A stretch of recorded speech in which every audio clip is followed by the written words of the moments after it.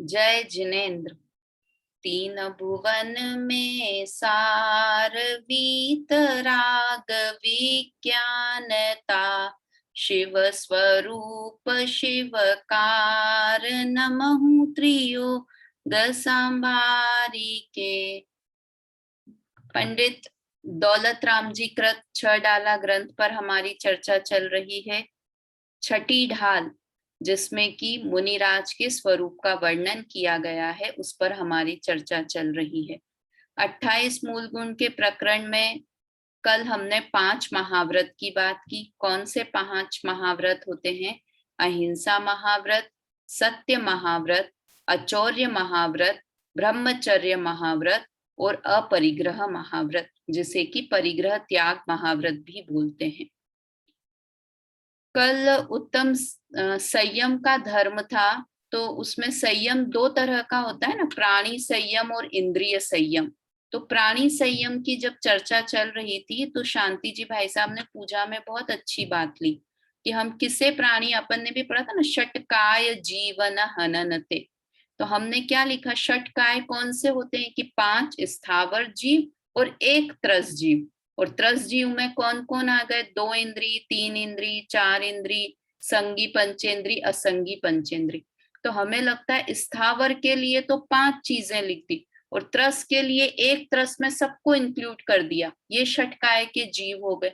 तो ऐसा क्यों किया कि वास्तव में हम जितना स्थावर जीवों की हिंसा करते हैं ना, उससे बहुत कम त्रस की हिंसा होती है। हम 2 इंद्री, 3 इंद्री, पंचेंद्री जीव, इनको तो बहुत कम मारते हैं, किंतु हम पानी फैलाना, पंखा चलाना, अग्नि जलाना, इसमें कितने स्थावर जीवों की, निगोदिया भी स्थावर जीव में आते हैं ना, एकेंद्रीय जीव होते हैं निगोदिया, उसकी तो हिंसा होती ही रहती है प्रति समय। ये हमने हाथ भी ऊपर नीचे हिलाया तो इसमें भी निगोदिया जीव की हिंसा हो रही है। तो इतनी हिंसा होती है, तो स्थावर जीवों का एरिया बहुत बड़ा है, इसलिए उसे अलग अलग लिखा। 5 स्थावर जीव को अलग लिखा षटकाय के जीव में। और दूसरी बात कि अगर हमसे कोई 3 इंद्री, 4 इंद्री, पंचेंद्री जीव की हिंसा हो जाए तो हमें दुख होता है ना, कि हमें लगता है हमने किसी की हिंसा की, किंतु हम पंखा चलाते हैं, पानी फैलाते हैं, तो हमें दुख होता है कि आज हमने कुछ पाप किया, हमारे द्वारा किसी जीव की हिंसा हुई। तो इसलिए हम स्पेशली ध्यान रखें ये 5 स्थावर जीवों का भी। इसलिए हिंसा के प्रकरण में षटकाय में इसे अलग लिया जाता है, 5 स्थावर जीवों को, और 1 त्रस को एक ही नाम में इंक्लूड कर लिया जाता है। तो कल हमने 5 महाव्रत की बात हमारी हो गई थी। आज हमें दूसरा छंद स्टार्ट करना है। दूसरे छंद की पहली लाइन हमने पढ़ ली थी, है ना, अंतर चतुर्दश भेद बाहिर संग दसधा तेटले।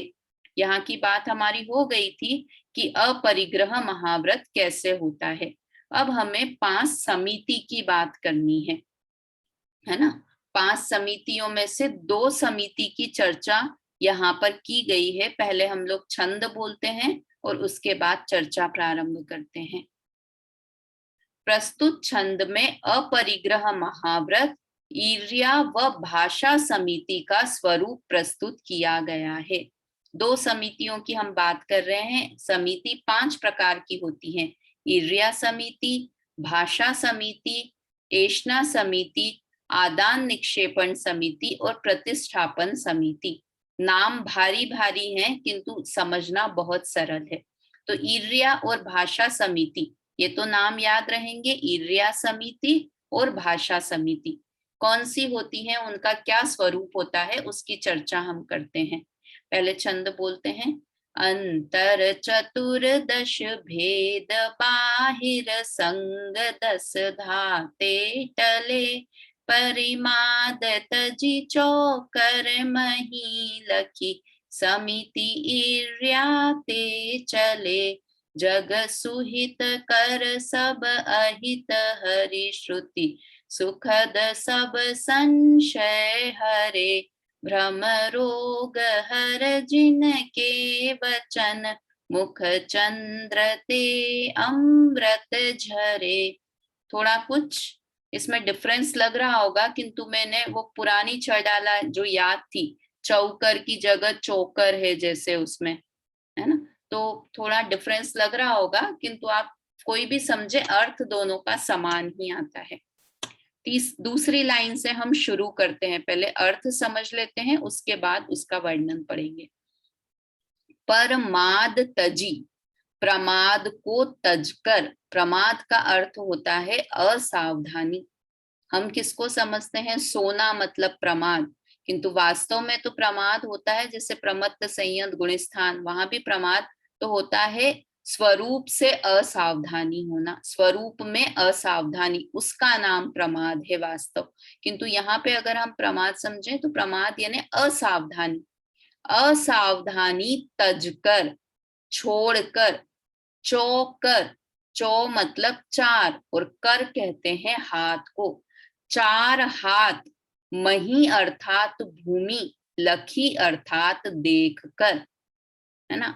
तो क्या लिखा, प्रमाद को तजकर, चार हाथ जमीन देखकर, समिति ईर्ष्या ते चले, ईर्ष्या समिति पूर्वक चलते हैं। कौन चलते हैं, मुनिराज चलते हैं, है ना।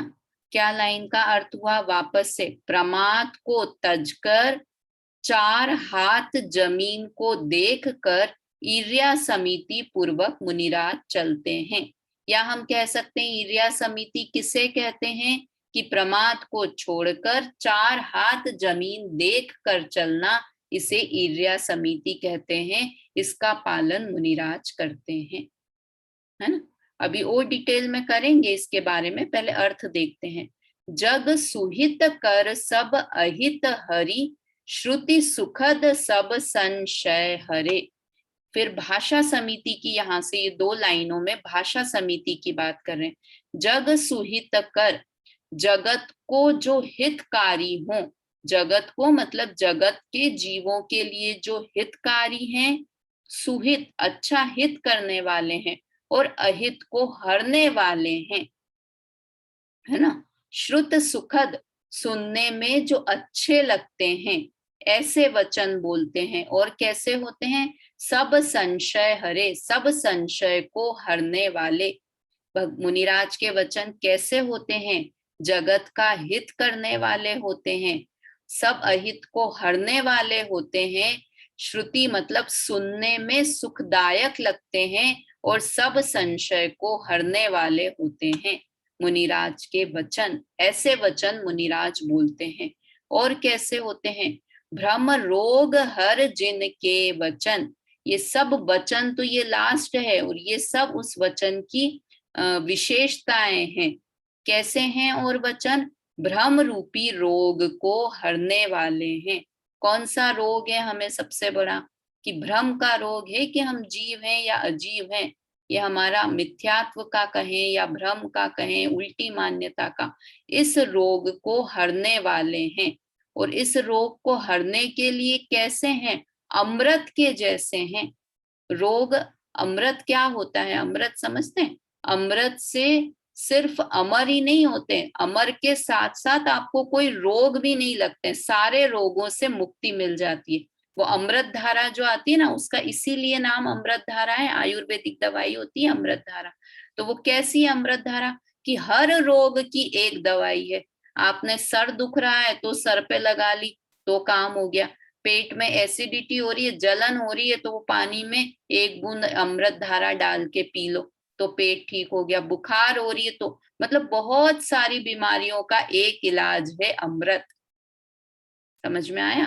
तो ऐसे ही मुनिराज के वचन कैसे हैं, कि भ्रम रूपी रोग जो सबसे बड़ा रोग है, उसको दूर करने के लिए अमृत के जैसे हैं। मतलब उनके मुख रूपी चंद्रमा से अमृत झरता है, यहाँ लिखा है ना, मुख चंद्र ते अमृत झरे। मुनिराज चंद्रमा के समान है, उनके मुख से अमृत झरता है, जिससे क्या होता है कि भ्रम रूपी रोग नष्ट हो जाता है, हर लेते हैं भ्रम रूपी रोग को। ठीक है, एक बार इसमें से अन्वयार्थ समझ में आ गए सारे शब्दों के अर्थ। चौकर मतलब चार हाथ, मही मतलब भूमि, लखी मतलब देख कर, है ना। और ये नीचे वाली लाइन में तो सब सरल ही थे, जग सुहित हर सब अहित हर। एक बार अन्वयार्थ और पढ़ लेते हैं और उसके बाद फिर इसको डिटेल में पढ़ते हैं। अन्वयार्थ में ये पहली लाइन का तो ये है अंतर चतुर्दश, कि वे वीतरागी दिगंबर जैन मुनि 14 प्रकार के अंतरंग और 10 प्रकार के बहिरंग परिग्रह से रहित होते हैं। यहां तक महाव्रत की बात हो गई। फिर क्या है, प्रमाद अर्थात असावधानी छोड़कर 4 हाथ जमीन देखकर ईर्ष्या समिति से चलते हैं और मुनिराज के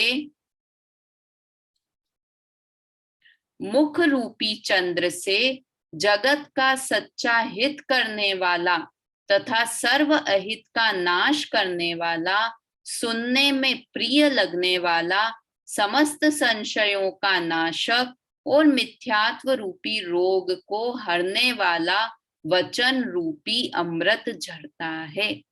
भगवान मुनिराज के मुख से, है ना, अमृत झरता है।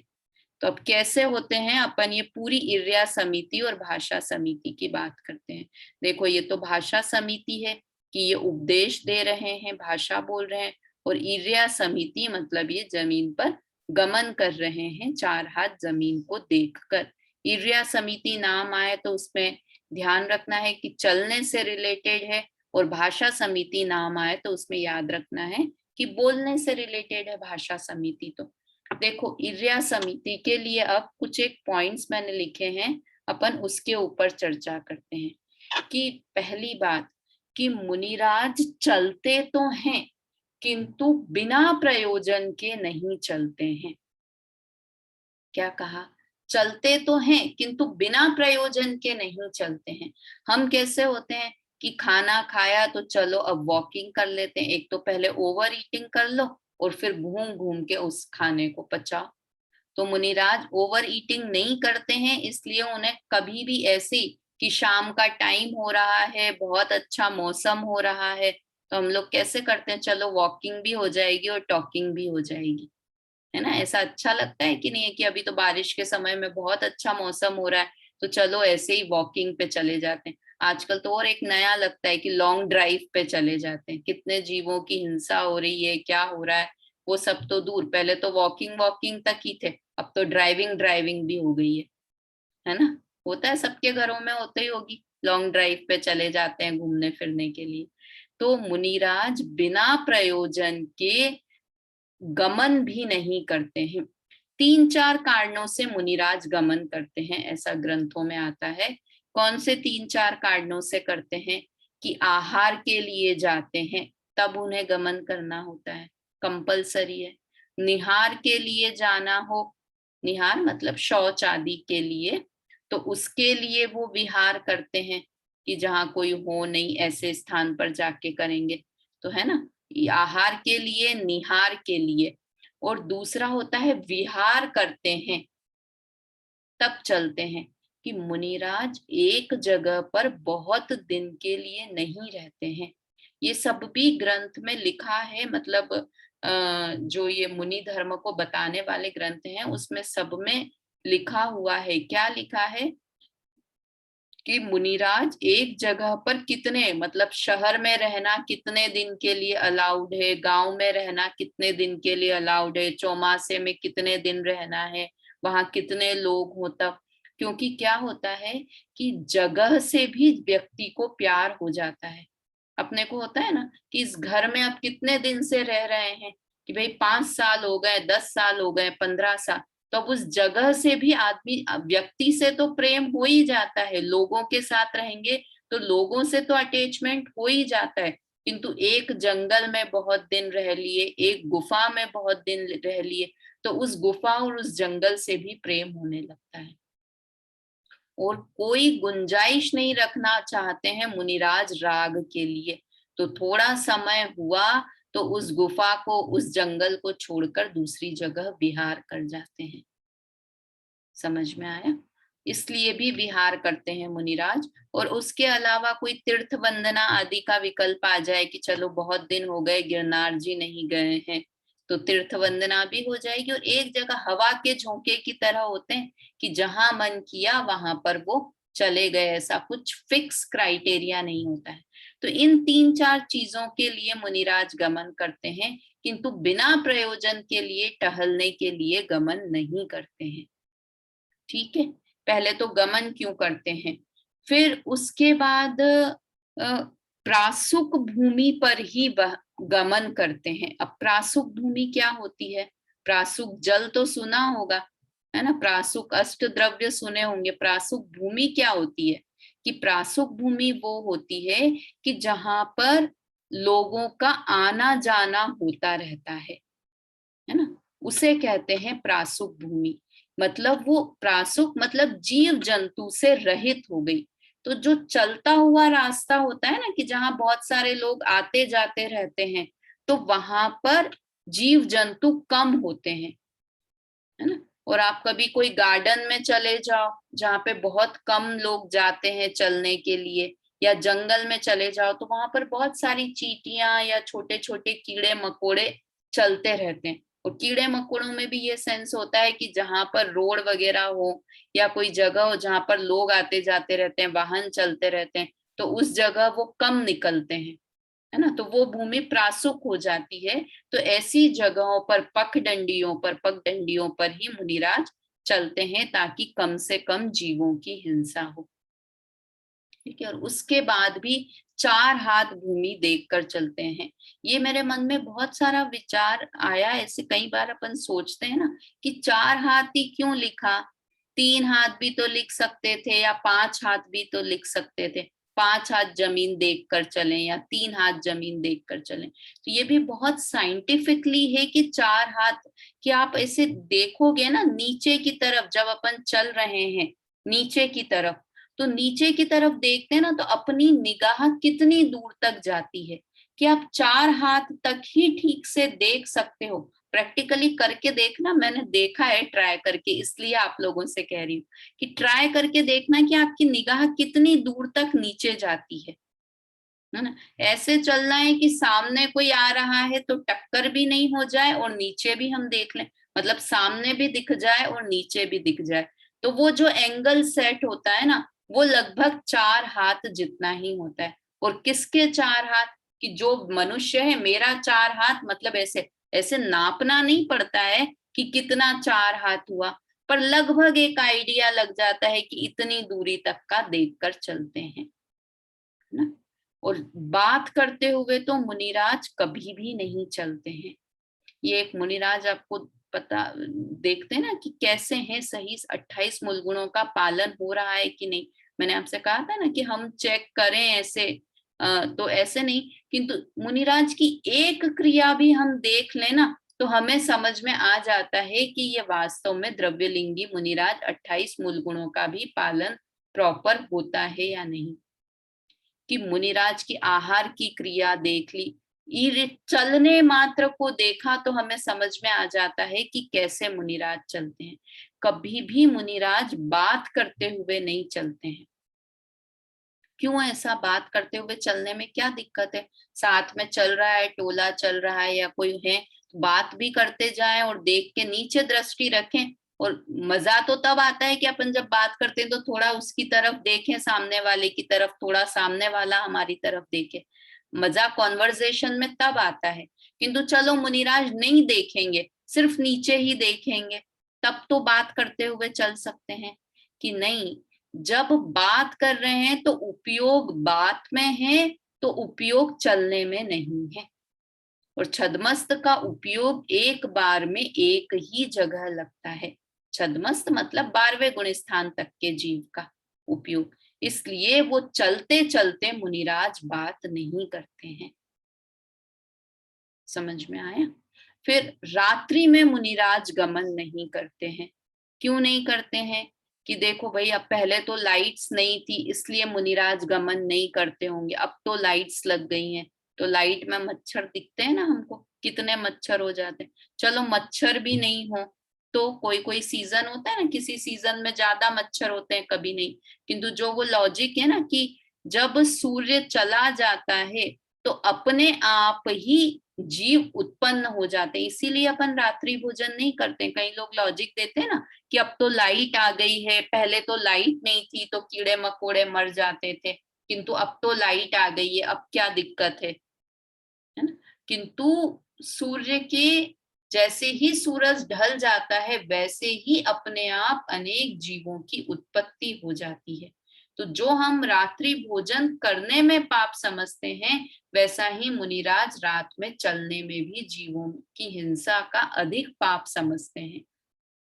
कहीं निकले हैं मुनिराज एक स्थान से दूसरे स्थान के लिए, समझो जयपुर से टोंक के लिए निकले हैं या कहीं के लिए भी जा रहे हैं, अब बीच में ही रास्ते में ही सूर्यास्त का समय हो गया, तो अब मुनिराज ऐसा नहीं सोचेंगे कि चलो थोड़ी सी दूर तो बाकी है, चलो मैं वहां भी चलते हैं, अब 15 मिनट तो बचे हैं, सूर्यास्त अभी तो हुआ है, 15 मिनट में तो टोंक में पहुंच जाएंगे, तो वहां चलते हैं।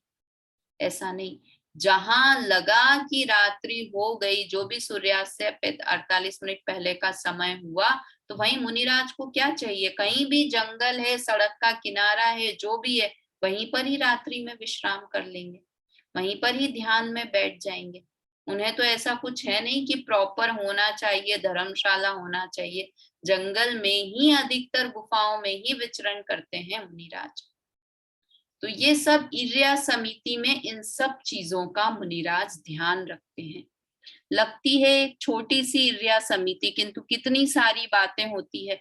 मतलब जब चल रहे हैं तो पूरी तरह से उनका उपयोग देखो, है ना, हिंसा में प्रमाद परिणति मूल है, ये अपन ने अभी पहला ही शब्द पढ़ा ना, पर प्रमाद तजी चोकर मही लखी, मतलब असावधानी को तजकर, टोडरमल जी ने लिखा है ना मोक्ष मार्ग प्रकाशक में, विषय भोग में अभिलाषा मूल है और हिंसा में प्रमाद परिणति मूल है। अब ऐसे कई लोग ऐसे कुतर्क करते हैं कि मुनिराज तो 4 हाथ जमीन देख के चल रहे हैं, किंतु कोई उड़ता हुआ आया कोई, है ना, और उन्होंने तो आगे देखा, पैर रखा और उनके पैर के नीचे कोई चींटी या कोई उड़ने वाला मच्छर वगैरह आके मर गया, तो अब मुनिराज को पाप लगेगा या नहीं लगेगा।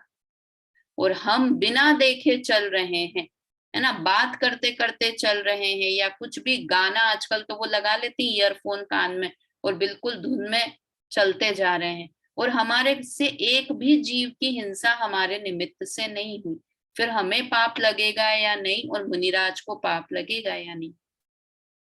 तो क्या है कि मुनिराज को पाप नहीं लगेगा, क्योंकि वो परमाद तजी चोकर मही लखी, मतलब वो प्रमाद को तजकर चल रहे हैं, असावधानी को छोड़कर चल रहे हैं, सावधानी पूर्वक चल रहे हैं, इसलिए प्रमाद, हिंसा में प्रमाद मूल है, और वो प्रमाद नहीं कर रहे हैं, इसलिए उन्हें उस जीव की हिंसा का पाप नहीं लगेगा। और हम असावधानी पूर्वक चल रहे हैं, प्रमाद मतलब असावधानी पूर्वक चल रहे हैं, सुनते हुए, बात करते हुए, इधर उधर देखते हुए, और जीव नहीं भी मर रहे हैं तो भी हमें असावधानी के कारण, प्रमाद के कारण हिंसा का पाप लगता है।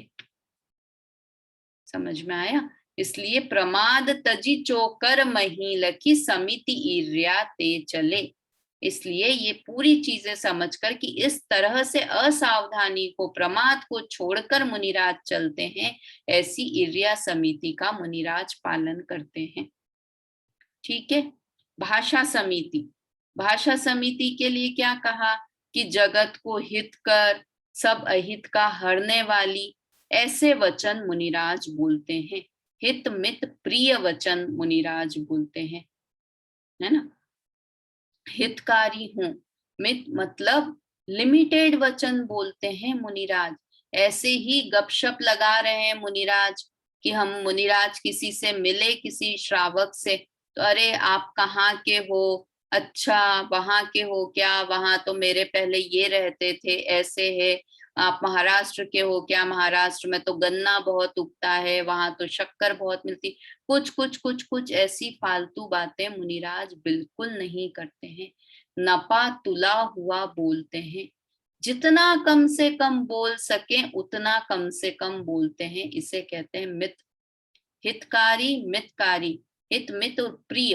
अब प्रिय वचन क्या हुए कि प्रिय वचन वो हुए, एक आती है ना गाने की लाइन, जो तुमको हो पसंद वही बात कहेंगे, तुम दिन को अगर रात कहो रात कहेंगे। ऐसा प्रिय वचन बोलते हैं, ऐसा पसंद का वचन मुनिराज बोलते हैं कि ये सब मूर्खता भरी बातें हैं। वहां तो लिख दिया कि दिन को अगर रात बोल दोगे तो भी तुमको जो पसंद है हम रात कहने लगेंगे दिन को। ऐसा मुनिराज प्रिय वचन नहीं बोलते हैं। प्रिय वचन से बहुत, आजकल बहुत होता है ना कि भैया एकदम ऐसा बोलना, हमको क्या फर्क पड़ता है, सबसे अच्छी बातें करो, एकदम सही, जिसको सबको खुश रखना है इसलिए अच्छी अच्छी बातें करो। तो ऐसा है कि नहीं, ये सब बातें गलत है। मुनिराज प्रिय वचन मतलब ऐसे प्रिय वचन, हितकारी वचन, प्रिय वचन ऐसे बोलते हैं कि उसके दुख दूर हो जाए, उसके सारे कष्ट खत्म हो जाए, ऐसे प्रिय वचन मुनिराज बोलते हैं। तो कौन से दुख, कौन से कष्ट हैं कि जन्म मरण का दुख है ना, मिथ्यात्व का दुख है ना, उल्टी मान्यता का दुख है ना हमें, तो उस दुख को दूर करने वाले वचन बोलते हैं, इसलिए हितकारी और प्रिय वचन होते हैं वो। समझ में आया? और वो भी इतना प्यार पूर्वक समझाते हैं, हे भाई, हे भव्य जीव, है ना, इस तरह के उद्बोधन द्वारा बोलते हैं कि जीव को वो सुनने में प्रिय लगते हैं। समझ में आया? कठोर वचन किसी को दुखदायक हो कि तुम मूर्ख हो, तुम ये क्या करते हो, और ऐसा तुम्हें मुनिराज को खाना खिलाना भोजन कराना नहीं आते हैं, तुम मूर्ख हो, और ऐसा श्राप दे दें, ऐसे सब कठोर वचन दिगंबर मुनिराज नहीं बोलते हैं। श्राप प्राप देने का सिस्टम नहीं है हमारे धर्म में ना। कठोर वचन हुए, किसी का भी बुरा नहीं चाहते हैं।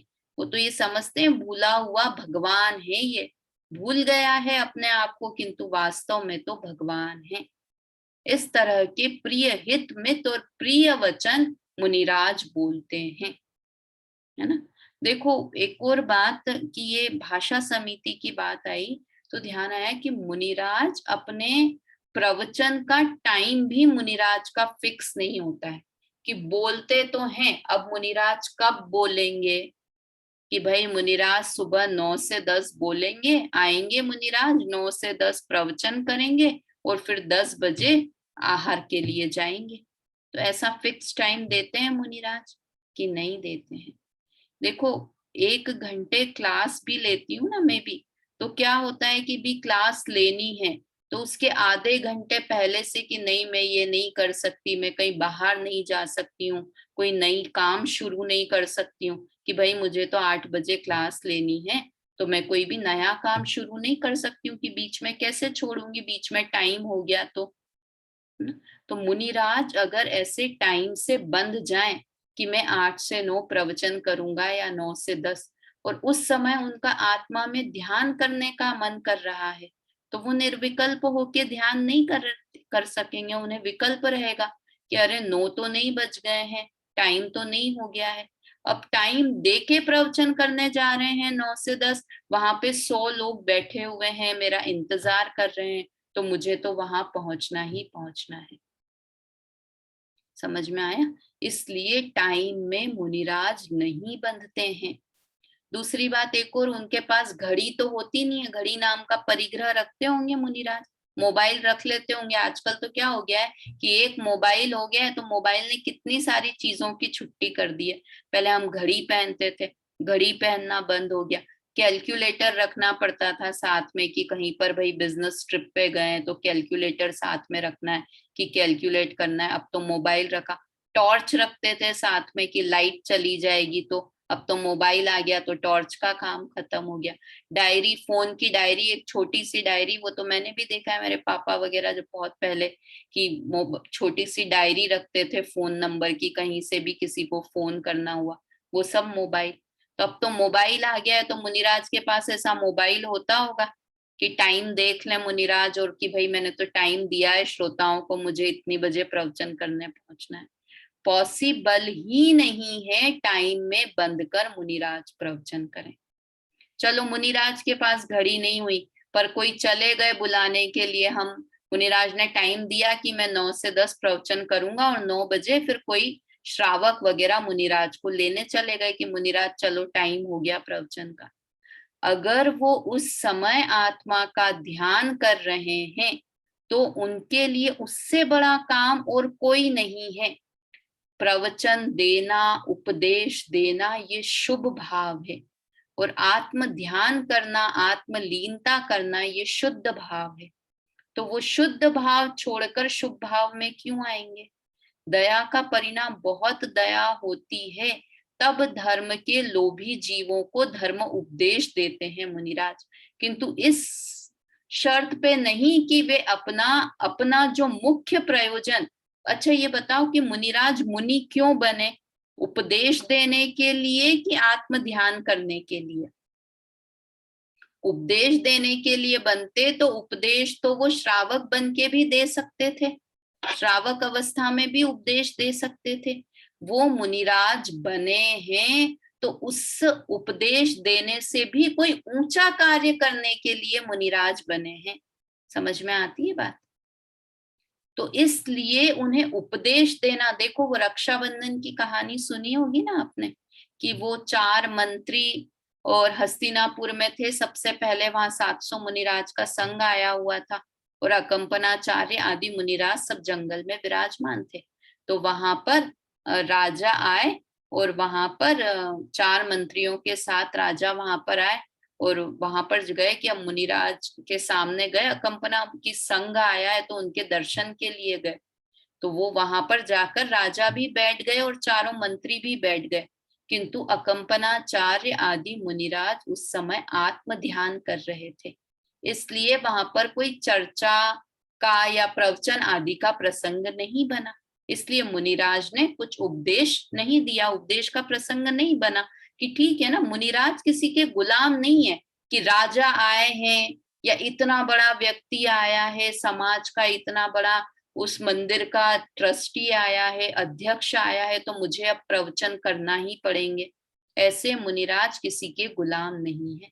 तो चर्चा का कोई प्रसंग नहीं बना, इसलिए अकंपनाचार्य आदि कोई भी मुनिराज ने उपदेश नहीं दिया, है ना। जब आचार्य हो तो उस समय दूसरे मुनिराज उपदेश नहीं देते हैं, क्योंकि मेन जो मुनिराज है ना इतना रिस्पेक्ट रखते हैं, तो उस समय कोई चर्चा का प्रसंग नहीं बना। अब चारों मंत्रियों को क्या था, वो तो वैसे ही जैन धर्म में आस्था नहीं रखते थे, और उन्हें क्या लगा, महाराज को, राजा को बिल्कुल नहीं लगा कि मेरी कुछ इंसल्ट हुई है, या वो समझते थे, जैन धर्म को समझते थे कि मुझे तो दर्शन मात्र हो गए मुनिराज के तो भी मैं धन्य हो गया।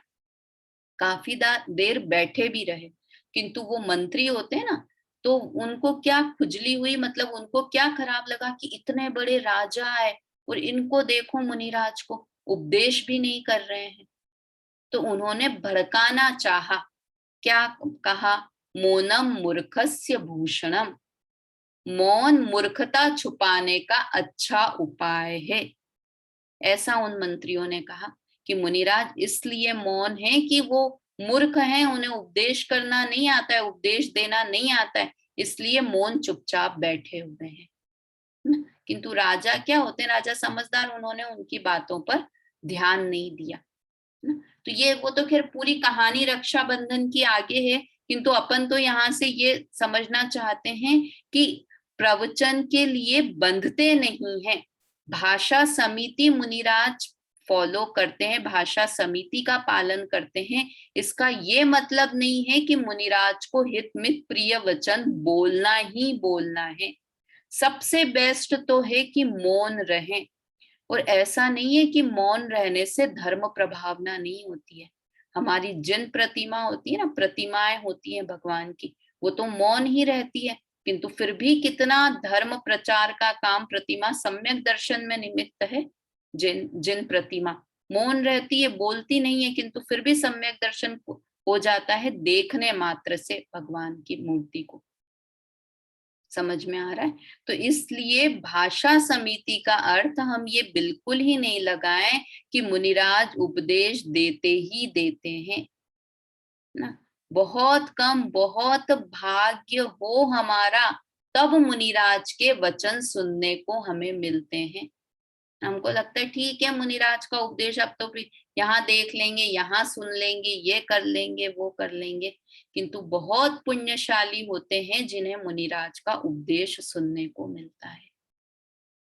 मतलब लॉजिकली अगर हम इस बात को किसी पक्ष में नहीं पढ़कर लॉजिकली इस बात को समझने की कोशिश करें कि मुनिराज क्यों नहीं बंधते हैं प्रवचन आदि में, कैसे भाषा समिति का पालन करते हैं कि मौन ही रहते हैं और बोलते हैं तो हित मित प्रिय वचन ही बोलते हैं। समझ में आया? जगत का अहित हरने के लिए और हित करने वाले वचन ही मुनिराज बोलते हैं। समझ में आया? चलिए अपन आगे देखते हैं। इसमें ये तो अपन ने बहुत बहुत देखो, जल्दी भी नहीं है अपने को, क्योंकि मुनिराज का स्वरूप समझ रहे हैं ना, इसलिए एक एक व्रत के ऊपर, एक एक महाव्रत के ऊपर हम अच्छे से बात करेंगे। कोई शंका, कोई डाउट रह जाए कि क्यों मुनिराज मौन रहते हैं, क्यों इर्या समिति से चलते हैं, कैसे चलते हैं, सारी हमारे मन के डाउट्स क्लियर होने चाहिए। अपन ने 28 मूल गुणों के नाम तो पहले भी जब पंच परमेष्ठी वाला पाठ पढ़ा था बालबोध भाग 3 में, वहां भी 28 मूल गुणों के नाम याद कर लिए थे, नाम मात्र याद किए थे, और मोटे तौर पर कि इर्या समिति मतलब 4 हाथ जमीन देखकर चलना, भाषा समिति मतलब हितमित प्रिय, किंतु इतनी डिटेल में अब ये 6 डाला में प्रकरण आया है, इसलिए हम इतने डिटेल में इसमें चर्चा कर रहे हैं। लघु जैन सिद्धांत प्रवेशिका में भी पढ़ा था अपन ने 28 मूल गुण आदि के बारे में। तो इस तरह से ये वाला हुआ। अपन अब इसका भावार्थ एक बार पढ़ लेते हैं कि कुछ और स्पेशल क्या इसमें लिखा हुआ है। वीतरागी मुनि 14 प्रकार के अंतरंग और 10 प्रकार के बहिरंग परिग्रहों से रहित होते हैं, इसलिए उनको परिग्रह त्याग महाव्रत होता है। दिन में, ये तो परिग्रह त्याग महाव्रत की बात हो गई। अब समिति, दिन में सावधानी पूर्वक 4 हाथ आगे की भूमि देखकर चलने का विकल्प इर्या समिति है। देखो ये अपना दिन में वाली बात थी ना कि रात में नहीं चलते हैं मुनिराज, जहां रात हो गई वहीं के वहीं रुक जाते हैं। सावधानी पूर्वक चलते हैं अर्थात प्रमाद को छोड़कर, है ना। ये बहुत इंपॉर्टेंट है। सावधानी पूर्वक, हमको हिंसा से बचना है तो सबसे पहले सावधानी रखेंगे तो हम हिंसा से बच पाएंगे।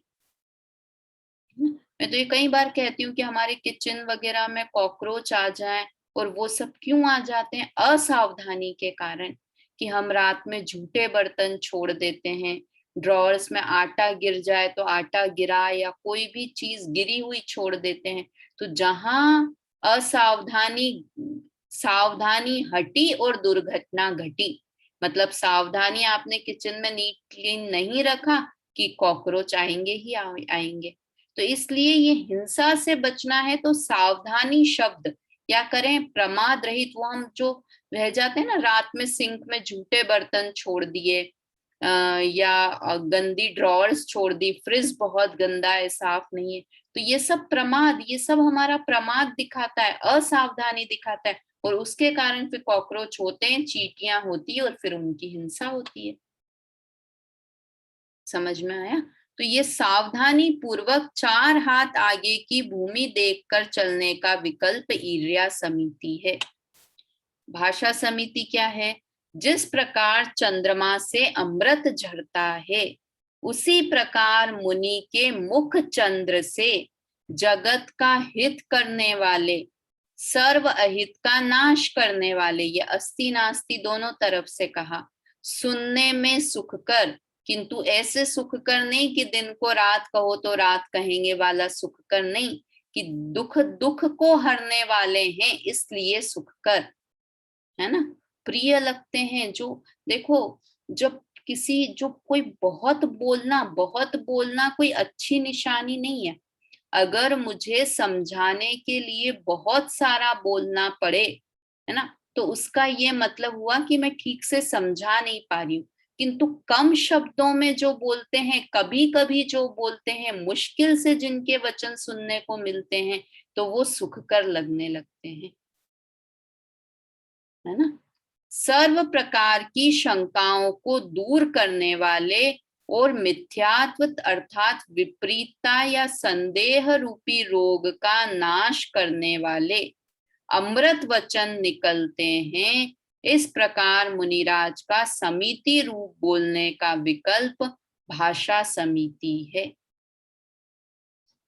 ठीक है, इस तरह से ये भाषा समिति की चर्चा हुई। तीसरा छंद हम पढ़ें, मुझे लगता है आज तो हो गए हैं, 41 मिनट के आसपास हो गए हैं, तो अपन आगे नहीं लेते हैं। इस छंद को एक बार वापस से बोलते हैं पहले।